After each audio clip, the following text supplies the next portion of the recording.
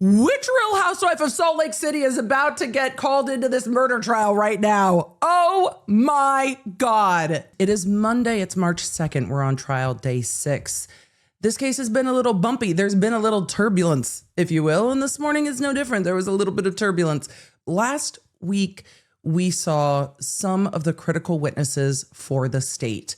But because I watched all of the pretrial in this case, I also know what tech evidence is still coming to bolster that. So if you are watching this case being like, I don't know if anything's been proved yet, fair. You come into this case with the presumption of innocence. The defendant carries that through the case. The prosecution has to prove that by the end of the case.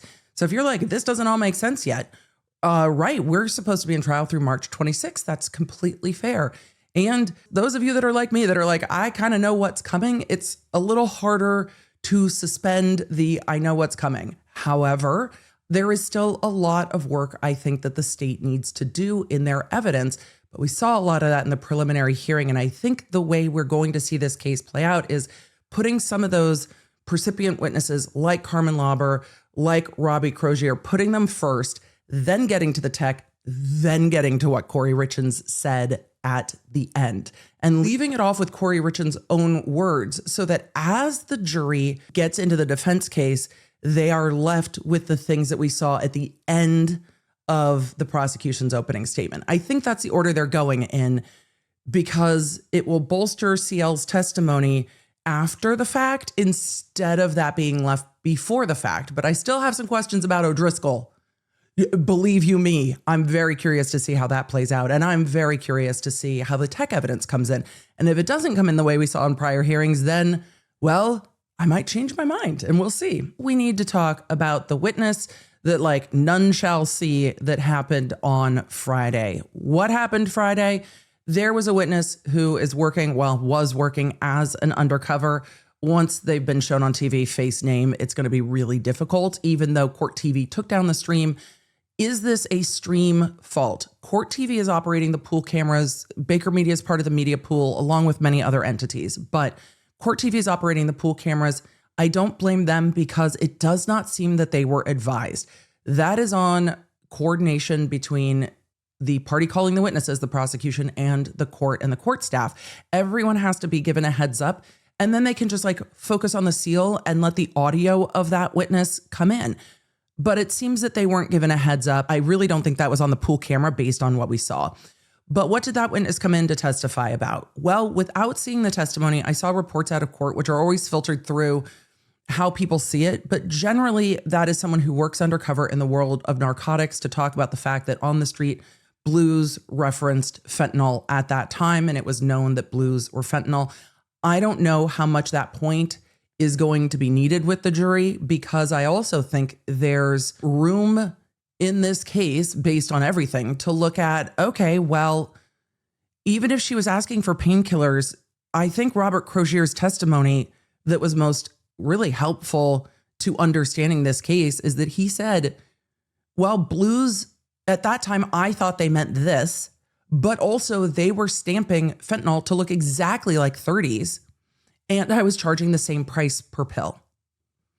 I mean, okay, so if you don't see it come from a pharmacy, do you know that it's not a street narcotic or that it's not tainted or mixed with fentanyl? I don't know if you know that. The witness was there for the languaging of what blues meant, etc. And Robbie Crozier might have thought that that meant Roxy's to him, but at the time, there was illicit street fent being stamped to look exactly the same way. Okay, I guess we'll see. Is it common for the people who are left behind to call the ME's office to find out what's happening in the case of their deceased person? I wouldn't say it's common, but it's not uncommon. I mean, I spend a lot of time, most days I was in the office speaking with family members. Typically that would be whoever did the autopsy would be talking to the person who's calling? Yes. Okay. Dr. Ulmer retired in January of 2023? Yeah, technically her last day of work was the end of December of 22. Okay. And did you receive a call from Kouri Richins then? I did, subsequent to her retirement. And did you return her call? I believe I didn't return her call. I believe she was just put on hold and then connected with me. Okay. Have you had an opportunity to listen to a recording of that phone call? Yes, I'm not sure where it came from either, but yeah. Is it consistent with your recollection of that phone call? I did not have any independent recollection of it until I heard it, but yes, it's me on the phone call. Okay. So does this tell you, like, if it was like injected, if he ate it, is that what this, can you tell from this report? Not definitively. I mean, it seems like, with what the amount that's there, that it probably was ingested. Probably taken by mouth. Okay, and so the 15 ng, like, is that like a substantial amount? Is that like a trace? That's a lot. That's a lot of fentanyl in the blood. Yeah, I mean, that's people die with half that amount or less in their system. Okay, so that's quite a bit. And then, sorry, just the third one, the acetyl. I don't know how you say that. Acetyl fentanyl. Oh. Yeah, that's just it's a form of, it's a variant of fentanyl that is usually only present in the setting of illicitly manufactured fentanyl. Illicit manufactured, like a pharmacy? No. Like a lot of most fentanyl that we see that ends up leading people to die these days is related to fentanyl that's manufactured by drug cartels as opposed to by pharmaceutical companies. Oh, good Lord. So this is like more of like a cartel. No, I mean, that's not what it is. You'd call this street fentanyl as opposed to, hospital Prescription. fentanyl. Okay, I see. Okay. Yeah. And then just the last one. What is quetiapine? Quetiapine? Quetiapine is an antipsychotic medication. It's called Seroquel. Okay. I gotcha. It's a prescription mental health medication that's prescribed for different things. I gotcha. Okay. And it has like 16,000? 16,000 nanograms per milliliter. Mm-hmm. Okay. And is that, quite a bit? Like, can that... That's a big number, but it doesn't really mean that much. So a nanogram is a millionth of a gram, and a gram is not very big. So even 16,000 of them is not a huge amount. Okay. Is there could those have been mixed, or is that not kind of a... What's that? Could what be mixed? Quetiapine and like the fentanyl? Or is that like a normal, I guess, drug thing? I don't know. It's not, most of the time if we see those together, it's because somebody was taking quetiapine as a prescribed medication and they were abusing fentanyl. But, do you have any indication he was abusing fentanyl? No, that's why all of this is just like, what the heck is this and going on? So I guess that's why I'm confused just about all of this, honestly. So I don't know. So, I know it doesn't mean anything now, but just kind of something for me to, try and figure out, I guess. Yeah. And then I'm assuming the acetopin, is that like a aspirin or something? Acetaminophen, that's just Tylenol. Yeah. Oh, that's fentanyl too? No, that's Tylenol. Oh, Tylenol. I was like, holy shit. Okay. Yeah, it's still, definitely, death from fentanyl intoxication, and we still don't know how he got it into him.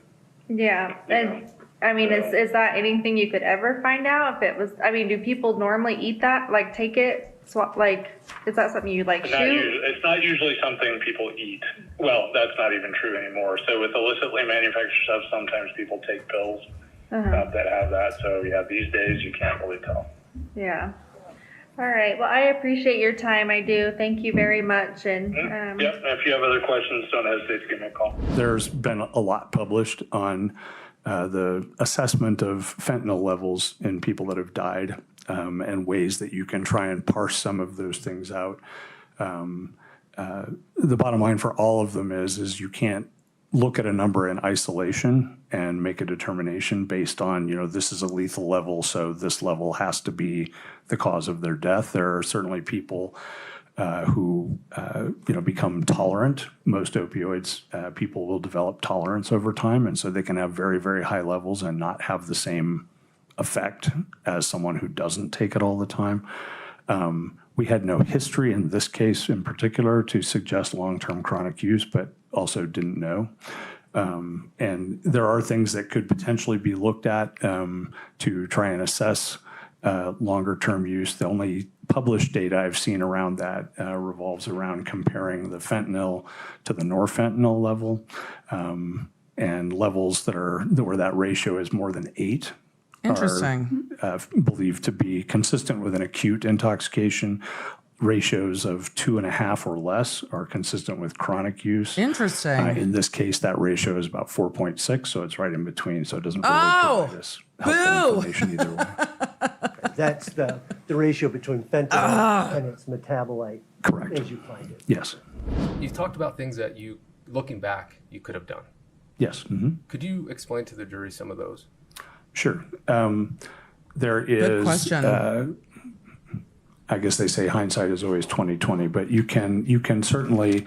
There are a number of things that are in the literature now suggesting that you might gain additional information if you test, for example, urine, which is not something that medical examiner's office routinely does in any case, because what's in the urine is simply a reflection of what has gone on before, and what we need to know is what's in the blood, what's in their system circulating at the time they die. So we don't routinely test that.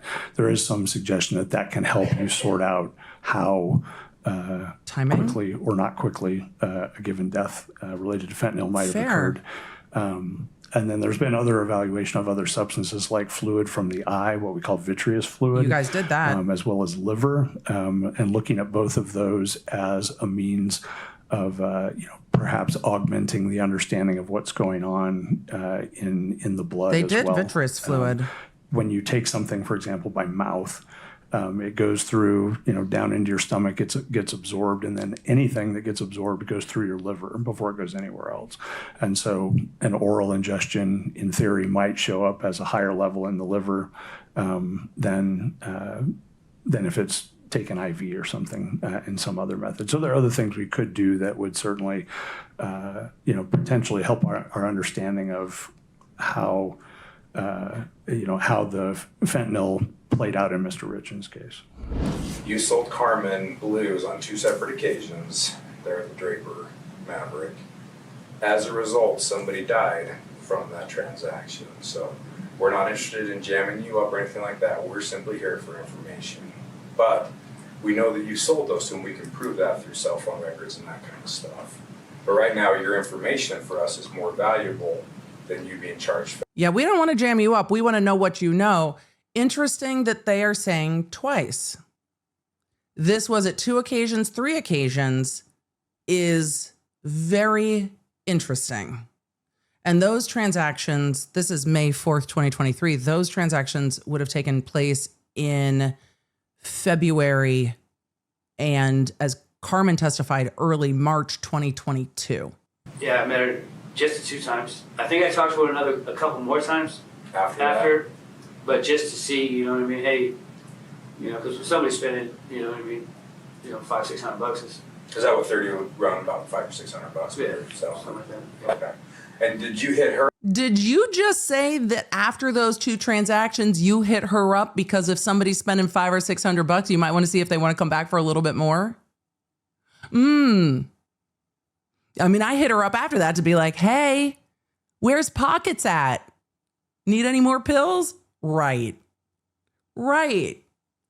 That's exactly what was testified to. Did she ask for blue specifically or fentanyl specifically, or did she ask for oxygen? What did she ask for? I think she might have asked me for blue. I can't remember. But you sold her in 30s, right? Yeah, I told her she knew what she was buying. Okay, so it wasn't like she's asking for oxys or something like that, and she got the M30. Right, no. Okay, so she knew that there was fentanyl in those pills. Absolutely. Okay. You remember? She knew what she was getting, the M30s. So she knew there was fentanyl in those pills? Yeah. Do you remember, so I think she would have ordered more the second time. Do you remember the quantity of the two? I don't remember the exact. But you remember being there twice? Yeah. Okay.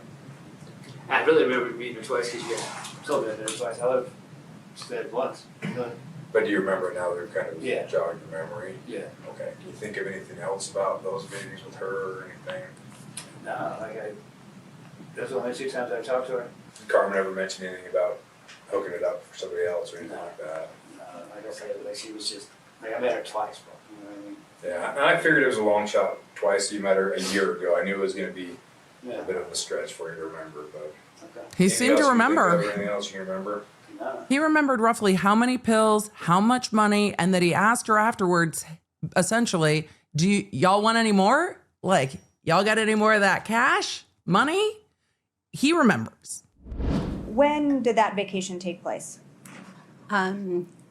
February of 2019. And what was that conversation? Describe for the jury what happened during that conversation. Kouri and I were finally in a position where our husbands were no longer with us. We were just discussing life. We both have kids, our marriages, and Kouri opened up and shared that things were difficult at home. A word I remember is that she felt trapped. At this time, I learned that their marriage had a prenuptial agreement, and she explained that she felt like she was frustrated in the relationship, but also it would be difficult to leave. Eric would end up financially secure, and her the opposite. She feared what would happen in divorce. She mentioned that maybe the kids would prefer him with the lifestyle that they had, four-wheelers and toys and opportunities, where she would have less. She feared how she would be represented by him in the community. Yeah, she did. I felt for her. It was a hard conversation. I knew that things had been hard since their youngest child was born, and I was tender towards her current circumstance. There was a reason she was upset in her marriage at that time, wasn't there? Oh. Not that I... Are you going to start asking if Kouri knew that Eric was cheating? I feel like that's where this is going. No. Think hard. She was upset. What I understood from the conversation is things were frustrating at home. And that's because she believed he was having an affair with a coworker. Objection, Is that Your right? Overruled. Oh, Is boy. that right? She and I never discussed her thinking about an affair. Is that the Kouri- context of the conversation? Kouri does not believe you at all. The think hard, though, does not read well. And the jury will also probably be looking at Kouri to see what her response is. You were having that day that she believed he was having an affair with a coworker, and that's why she was upset with her marriage and talking about divorce. I don't recall that. All right, these vacations, you had vacations with Eric and Kouri on more than one occasion, didn't you guys? Yes. And then at some I'm point, those very curious totally about stopped, that. didn't they? Yes. And what happened that made you guys stop going on vacations together? COVID was the next year. Besides COVID. Oh. Our family life was busy. In fact, didn't Cody and Eric have a big falling out? Your husband is Cody Wright, correct? My husband is Cody. And how does Cody Wright know Eric? We were friends in high school. They went on to work together, broke off and started a business together, and maintained their friendship. So they were business partners. Correct. And they both owned C&E stonemasonry together, right? Correct. And at some point, your families quit hanging out. Personally. We continue to go to birthday parties and like that kind of an event. No longer vacations. I think Why? we had a vacation planned in 2020 that got canceled due to COVID is the one that I recall. In fact, didn't Eric and Cody have a falling out over Cody calling the police on Eric? What? Cody didn't call the police on Eric. Oh, Kouri, what have you been telling your lawyers? Oh, boy. Cody provide testimony against Eric with relation to an investigation against Eric for violating hunting laws. Lack of foundation. Oh, boy. Kouri's like, I'm going to tell all of the tea. Fuck this. Did Cody provide testimony against Eric with relation to an investigation against Eric for violating hunting laws? Lack of foundation. Well, this is a different question. Ask her if she's aware. Are you aware that Cody provided information to law enforcement against Eric for a violation of hunting laws? Yes. Okay. Yes. And Eric and him, as I would say, fell out over that. I don't know another word. Had a disagreement about that. Yes, temporarily. And you guys never vacationed together again after that, did you? No. All right. That sounds like a falling out.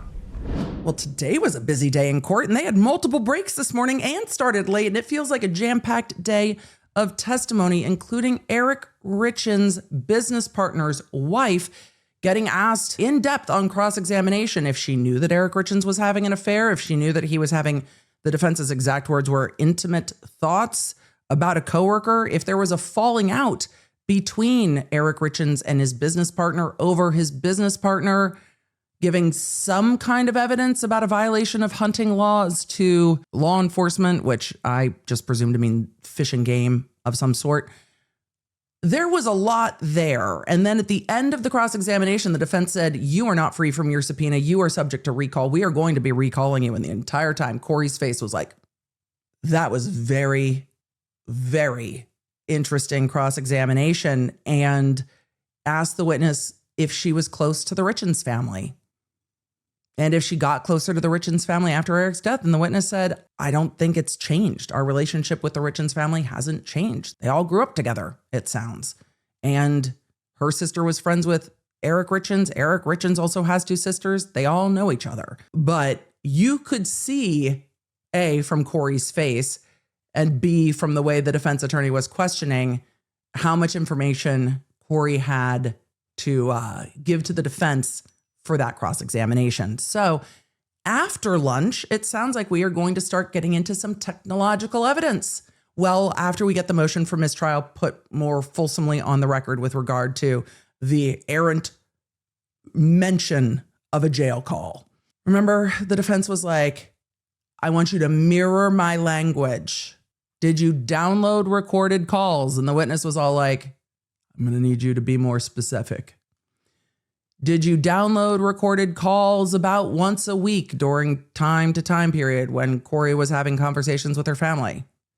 Oh, you mean the jail calls? Oh, Your Honor. We're move to strike. We have to approach the. Yeah, that. Were you downloading calls between Kouri Richins and her family? Are you talking about jail calls? Your Honor, move to strike and need to approach.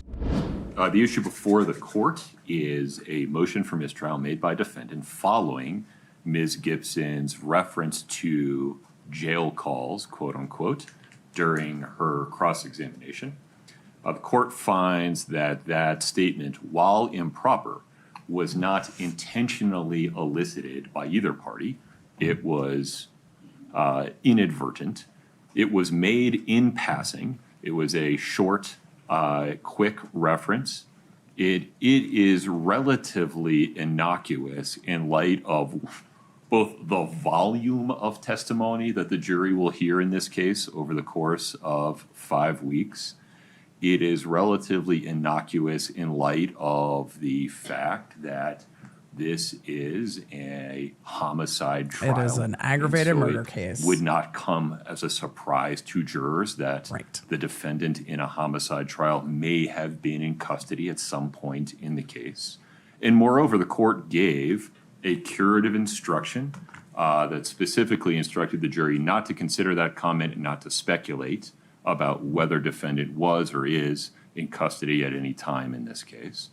Based upon those findings, the court finds that a mistrial is not required. Defendant's motion is respectfully denied. Are you familiar with, I think it's called like lifestyle analysis? No. No. Pattern of life? Did you perform any searches around the time, on those that you can see on the web searches, that you can see the date that they were searched, okay? Did you do any searches on Google or any validation to see what, if anything, was relevant to what was being pulled up? No, like, did I perform the searches myself? And Not the searches. So, for example, are you familiar with a certain Real Housewife in Salt Lake City? No. What? Which Real Housewife of Salt Lake City is about to get called into this murder trial right now? Oh my God. No, like, did I perform the searches myself? I had to back up. Not the searches. So, for example, are you familiar with a certain Real Housewife in Salt Lake City? Recently? In April 2022? Oh, no. Okay. Are you aware of somebody maybe being sentenced around that time? No. Okay. And now that would provide context to you, correct? Did Jen Shaw really just enter the chat? Are you really trying to say that Jen Shaw is the reason she was searching luxury prisons for rich people? It's a creative argument. But he's trying to give context through cross-examination. And I didn't see Jen Shaw's name in any of these searches or Beauty Lab and Laser. I could. Yeah. Because right now, just as we see the searches, we don't know why that would be a search, correct? I don't know content or can't speculate on anything. You can't speculate. No. You shouldn't speculate. No. You also can't tell me with the information. Jen Shaw was sentenced on January 6, 2023. She did plead guilty. In July of 2022, she maintained her innocence up until July of 2022. So your dates are completely wrong on that. But I mean, A for effort on the hypothetical. A for effort. A lot happened today. And it really feels like you can see how the case is starting to move. Of course, cases are like puzzle pieces. We are still, I don't even think we're halfway through the prosecution's case yet. So if you're looking at a puzzle with holes in it, right, completely fair to be like, what's going to fill in those spaces? Because there is more evidence yet to come, but we started to see the tech evidence. I was hoping we would see a lot more of it. I'm nosy. I want to see all the tech evidence. We saw the text messages from Valentine's Day that were quite a different tone and feel, quite a different vibe. But I have to wonder when we will see Mr. Grossman testifying and if we will see more information from his phone when he testifies, because the difference on those Valentine's Day texts, and I just wonder if the prosecution is going to overlay those timelines when we get to closing arguments to show that Eric Richins is texting Kouri that he thinks he needs to go to the hospital, and then you've got her texting her boyfriend, you know, I'm on the way, I'm almost there, I love you, baby, I love you, baby, I love you. And then you've got her waiting hours to text Eric Richins back. And then when she does, she says, I'm on the way. 2 hours later, he texts a question mark. She texts back 2 question marks. Okay. And he's like, thanks for responding.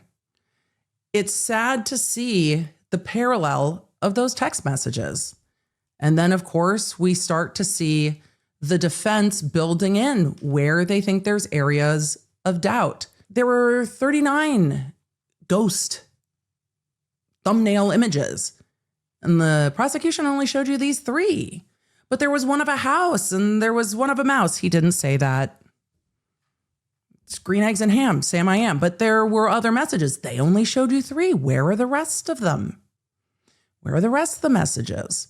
I think we will see more of the tech evidence coming in through other witnesses. I'm curious to see what happens. I want to go back and look through some of the tech evidence because we can do that. If you're the jurors, it's got to be so hard. Like, it's got to be so difficult to take all of that in for the first time and be like, oh my God, because the state's exhibits were great.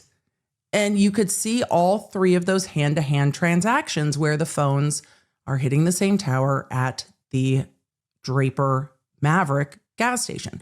What I had hoped to see in the tech data that we didn't see is Kouri going to that house on Midway where the pickup was supposed to be from the fire pit? Is Carmen going to the house around Midway where she says she's dropping off the narcotics at the house? Where is the location from Kouri's phone? And will we be getting to it with other witnesses? At the end of the day, we've got hows to Google and hows not to Google. If the FBI is searching your phone, luxury prisons for rich people, which apparently is just about Jen Shah, because the defense can just throw it out there, even though it's before Jen Shah pled guilty, but it is what it is. So that'll be interesting. But you see where the defense is going with, could be this, could be this.